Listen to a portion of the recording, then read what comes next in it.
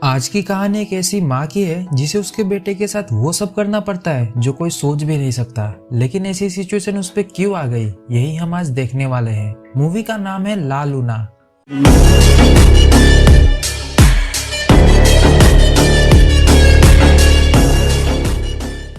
Movie की शुरुआत होती है इटली में, जहां हम बीच के किनारे एक खूबसूरत सा घर देखते हैं जिसमें एक अमेरिकन औरत कैटरीना अपने छोटे से बच्चे के साथ खेल रही थी और वो म्यूजिक लगाकर डांस करने लगती है। तो कैटरीना को डांस करता देख उसका पति जॉर्ज भी उसे ज्वाइन करता है।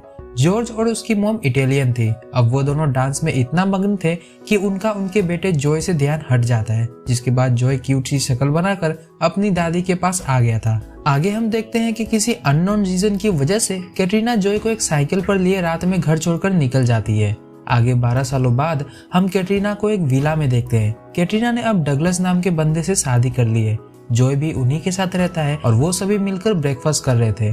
मैं आपको बता दूं कि कैटरीना ओपेरा में गाती है, साथ ही में वो थिएटर के लिए परफॉर्म भी करती है और अभी वो डगलस के साथ किसी शो में जाने वाली थी। तो जॉय भी उनके साथ जाने की जिद करता है। जॉय कैटरीना से बोल रहा था कि वो उनके शो की टिकट्स वगैरह बुक कर सकता है क्योंकि वो अपने डेट से काफी स्मार्ट था, लेकिन कैटरीना उसे साथ चलने से मना कर देती है। इसके बाद जॉय अपने डैड के पास गया जो ब्रेकफास्ट के बाद ही शराब पी रहे थे। वैसे जॉय और उसके डैड का रिश्ता काफी अच्छा था। दोनों बैल्कनी में एक गेंद को नदी में फेंकने का गेम खेल रहे थे जिसमें डगलस हार गया था, जिसके बदले में उसे जॉय को कुछ पैसे देने पड़ते हैं। वहीं नीचे की बैल्कनी से कैटरीना डगलस को कार लेकर आने को बोलती है।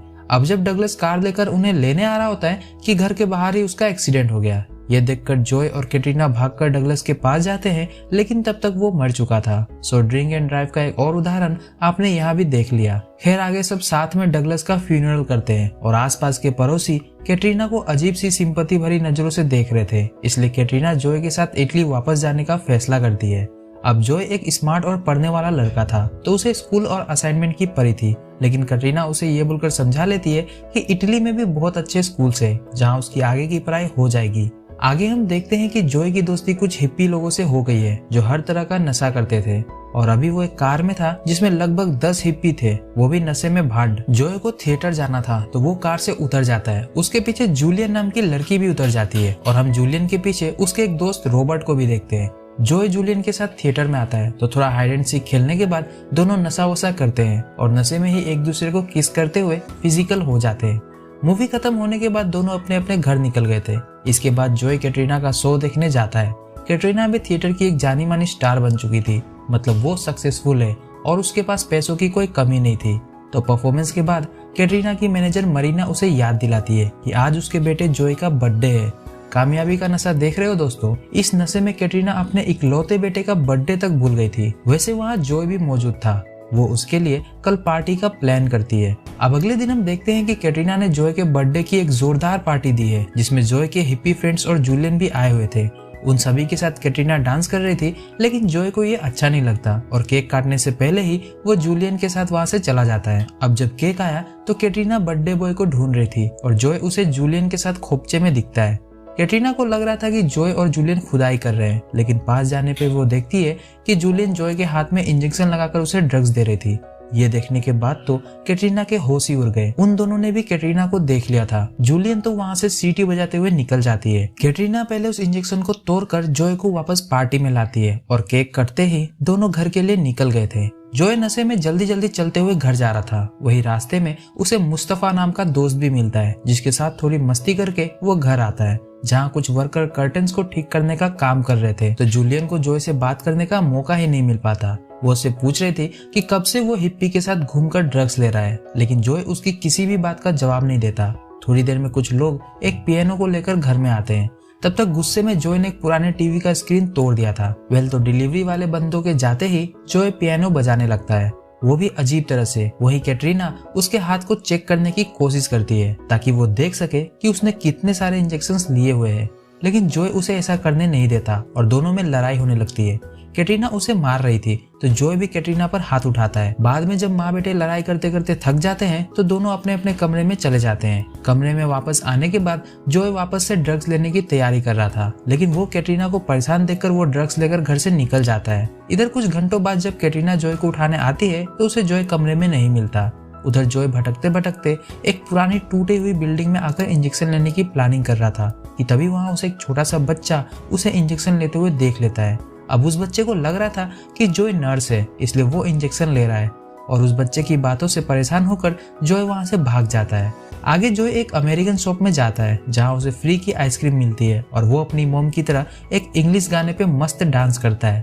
पहले जॉय को डांस करना पसंद नहीं था, लेकिन नशा करते करते उसकी पसंद नापसंद भी बदल रही थी। यही उसे एक इटालियन बंदा भी मिलता है जो उसके बहुत ही क्लोज आने लगा था, लेकिन जॉय वहां से निकल जाता है। रात में भी जॉय घर लेट से ही आया और उसकी हालत अब खराब होती जा रही थी। जॉय को हाई फीवर था, साथ ही में उसे पसीना भी आ रहा था और थोड़ी देर बाद जॉय बेहोश हो जाता है। तब उसकी खराब हालत को देखकर कैटरीना डॉक्टर को बुलाती है।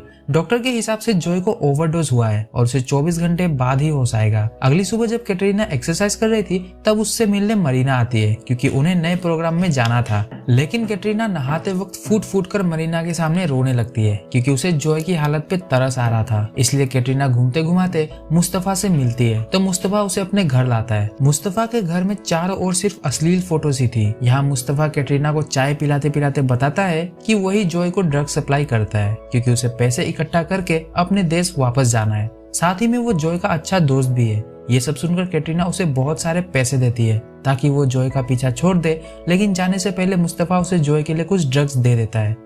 घर आने पर कैटरीना देखती है कि जॉय जाग गया है और वो डिनर बना रहा था। ये देखकर कैटरीना बहुत ही खुश हो रही थी। अब कुछ देर में दोनों डिनर के लिए तैयार होकर आते हैं, लेकिन इतनी सी देर में उनका खाना जल गया था। तो बिना टेस्ट का खाना खा के जॉय बहुत ही गुस्सा हो जाता है, लेकिन कैटरीना उसे ड्रिंक्स को एंजॉय करने को बोलकर मना लेती है। पर जॉय उसे भला बुरा बोलकर उससे ड्रग्स मांग रहा था, तो ना चाहते हुए भी कैटरीना को वो ड्रग्स उसे देने पड़ते हैं जो उसे मुस्तफा ने दिए थे।